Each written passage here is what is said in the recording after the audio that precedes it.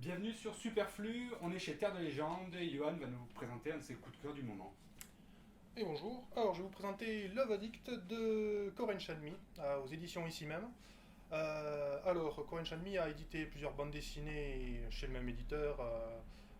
Donc précédemment, il y a eu Abaddon en 2 tomes et Coup à cœur. Alors pour Love Addict, donc, qui est sorti tout récemment, il va plutôt parler d'une expérience romancée, voilà, d'un utilisateur de site de rencontre qui avait, après une rupture amoureuse douloureuse, va justement se concentrer à essayer de retrouver, voilà, des contacts et essayer de retrouver un peu l'amour. Sauf qu'il va être entraîné en fait dans une spirale, une spirale infernale qui va l'amener à enchaîner en fait les rencontres les unes après les autres, avec plus ou moins d'efficacité et finalement va un peu perdre de vue ce qu'il cherchait à la base, donc plutôt une relation amoureuse. Et même quand celle-ci va lui passer devant ou à côté, il va pas forcément s'en rendre compte du premier coup.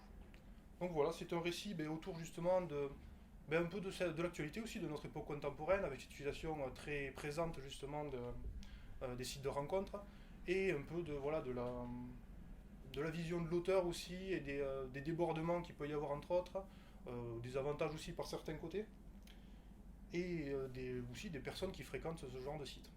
Donc un récit plutôt humain, voilà, et un ton qui navigue entre l'humoristique et des moments de tension en fait, mais qui est propre à voilà. Mais on est dans une œuvre de fiction ou c'est une autobiographie hein? Alors, on est dans une œuvre de fiction, même si l'auteur a avoué en fait s'être inspiré, voilà, d'expérience. Je pense une grosse part d'expérience personnelle, mais aussi d'expérience de ses amis, voilà, de son entourage. D'accord. Et est-ce qu'on est proche de l'approche de Chester Brown avec 23 prostituées qui nous racontait sa décision d'avoir uniquement des relations sexuelles tarifées? C'est un peu différent. Chester Brown, on est vraiment. Bon, déjà, il y a une sensibilité différente.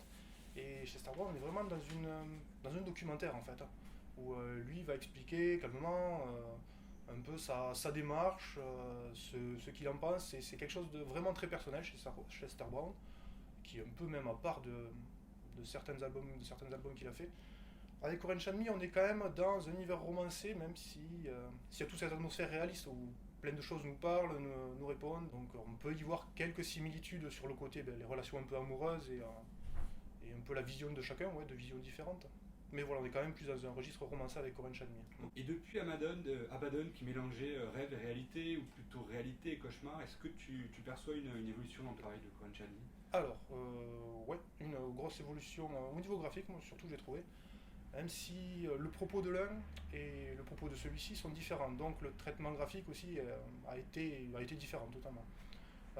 Mais déjà on voit quand même une évolution graphique de Koren Shanmi, même sur ses précédents déjà ça changeait beaucoup, parce qu'Abaddon c'était sa troisième, quatrième bande dessinée publiée, il y a 2 tomes bande dessinée publiée.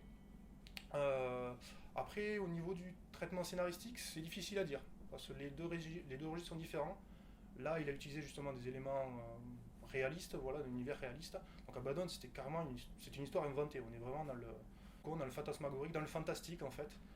C'est une version un peu de huis clos de Jean-Paul Sartre, à une nouvelle sauce, avec une ambiance un peu américaine, voilà, de trentenaire enfermé.